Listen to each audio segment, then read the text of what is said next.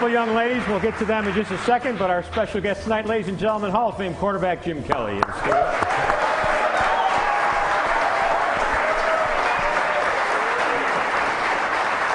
All right, Jim. First question, let's get this right out of the way. How is Jim Kelly doing today? I'm good. How are you doing? I'm doing great. Okay, next question. Next question? So everything's good? Yeah, I'm getting there. Everything takes time, and people have had cancer before. They know it's a month-by-month, day-by-day thing. But you know what? I just live every day to its fullest, and whatever happens tomorrow happens, and keep going and keep cheering the Bills on. Well, I speak for all of Western New York. It's great to see you doing so well. Thank you.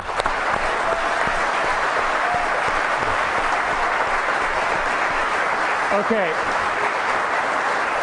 Now, the first question I got to ask you is, you went with the team to Denver. What brought that on? Every year, I'm still employed by the Bills, and I do a lot of ambassador work. So I pick a couple games each year, or they pick a game or two for me to go to. And I really wanted to go to Denver because, you know, wanted to visit with Elway and, of course, Peyton. And didn't get a chance to see Peyton because John and me spent so much time talking. We were there for like half hour, 40 minutes, and then all of a sudden I looked over and they were going through their teamwork, and I can't go in the middle of their huddles. Hey, Peyton, how you doing? So, but it was good to see John. We try to catch up. He even mentioned that a few weeks before that he saw Marino, and it's always good when we all get together because even though back in our day we used to do each other's golf tournaments, and Bob, you remember that when John and Dan and everybody would always come. I'd go to theirs, they'd come to mine, and it was a rotation. We all did as quarterbacks, but we had a blast and we had fun, and seemed that every year came down to either Denver, Miami, or Buffalo was trying to win that championship.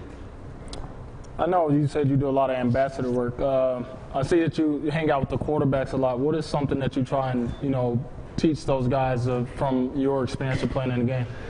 See, a lot of times when, especially young quarterbacks like EJ, when you come from a program where you're successful and you've done so much, a lot of times you feel like you should be the guy in front leading from day one. A lot of times it's good to sit back and let the leaders be the leaders first. Yeah, you don't want to come right in right away and try to say, you know, I'm quarterback, I'm going to be the leader. Let the guys that have been there for a while start, you know, to maybe teach you a little bit too, but don't feel that you have to go in and win games by yourself. And you mentioned in the first segment about the running game.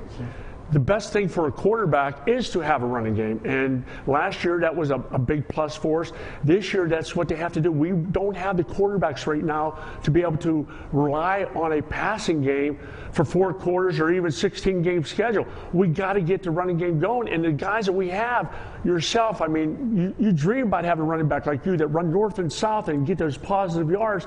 Then you got Brown and Dixon who are feeling it pretty good for CJ. I mean, they don't have the breakaway game speed, you know, for that big 70-yard touchdown. But we have a good enough running game. But for me, as a former quarterback, there are times where I feel that we run the ball when the teams are expecting it. You don't want to always come in a clump formation and run the football. Spread everybody out and start running back. And I don't know how you feel about it, but I know how Thurman always felt. He liked running the football when he had a downhill start instead of always when you're in gun formation, because once you hand that off, it's a different read for you when you're doing it in a gun formation than if you're running off tackle with a handoff. Mm-hmm. Do you ever pass any of this along to the coaches, Jim? No. Me and Nate have texted back and forth a few times, and Nate has done a good job. And you know what? He catches a lot of heat sometimes, and the reason I say that is because a lot of times, and the quarterbacks take heat too for it, but a play could be called. And if it's a coverage that dictates for the quarterback to go outside, he has to go outside. But a lot of times, the only thing that really always bummed me out when I watch from whether it's the sideline, the press box, or back on my TV, is when it's 3rd down 3 or 4, and we're throwing the ball down the sidelines. And the percentage of completing that pass is probably 10 or 15%. Get the first down first. And there are times where I think if we mix it up more on first down, we run the ball a little bit more out of spread formation, so you don't have 7, 8 guys in the box. I think we can be more successful. That's just me. What do I know? Now, what do you know? Brad, let's go to the Twitterverse. I'm sure we've got questions for Jim and Fred. Yep, the first one's kind of a perfect transition. It's from Mike, and it's for Jim. He wants to know, have you ever thought about coaching, No. whether it be... Yeah.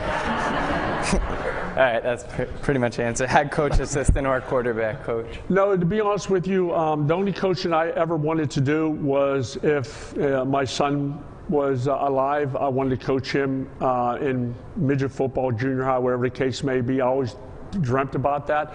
I never wanted to be a college coach or an NFL coach because it's a lot of work you have to put into it. I played the game in my last 6 years of playing for the Buffalo Bills. I was almost like a coach. I did 90% of the talking in the meetings because I called every play, and I sort of got burned out.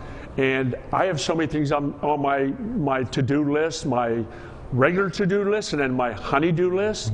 So I'm booked. I mean, with Hunter's Hope and all the things we're doing there and the great progress we're making with the foundation. And of course, everybody that's from Western New York knows that I'm a big outdoorsman.